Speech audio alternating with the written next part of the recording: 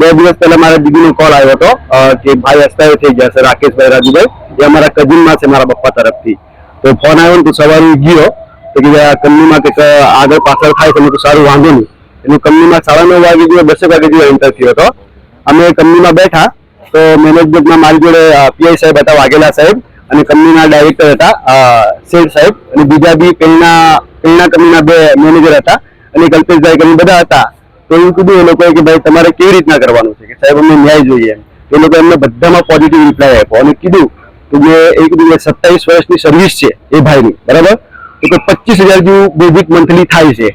તો 27 વર્ષમાં I think 1 crore જેવું 90 લાખ જેવું બનતું હતું પ્લસમાં એને, ને 15 લાખ રૂપિયા જે ડબ્લ્યુસી પોલિસી આપવાની હતી કંપની, કે એ તો એને મળશે, એનો કોઈ વાંધો નહીં. એવું મને કીધું લોકોએ. પણ મેં કીધું આટલી 27 વર્ષની સર્વિસ એનું શું થાય એમ.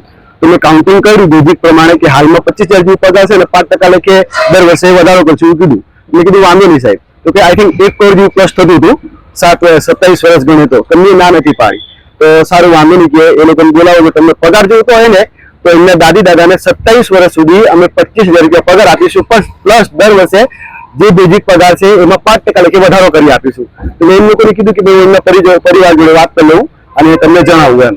તો એવામાં એકદમ સડનલી જ બહાર હોલ્લર થવામાં એને મને આઈડિયા માંથી ચેતરભાઈ આવ્યા છે. મારા દીદી હતા મનીષાબેન કરીને, અને બીજા એમના કઝન હતા. મારા પપ્પાના ઇન્વેસ્ટરમાં એટલું બધું મને આઈડિયા નથી, પણ જે તપાસમાં નીકળશે એ રીતના. એટલે સારું, વાંધો નહીં. ભાઈ મારી જોડે હતા આશેષ કરીને, એમનું નામની મને આઈડિયા નહીં, કેમ કે ગામના જમાય છે. તો ચેતરભાઈ નહીં, ભાઈ બહાર નીકળી ગયો. બહાર નીકળ્યો, મને કીધું તું વાત કર્યો તારીમાં શું કરવાનું છે એમ. તો ચેતરભાઈને અંદર જ ના આવવા દીધો. પછી હું બહાર ગયો, સાહેબની રિક્વેસ્ટ કરી મને 5 મિનિટ આપો. એટલે જેવો બહાર ગયો ને, મેં કીધું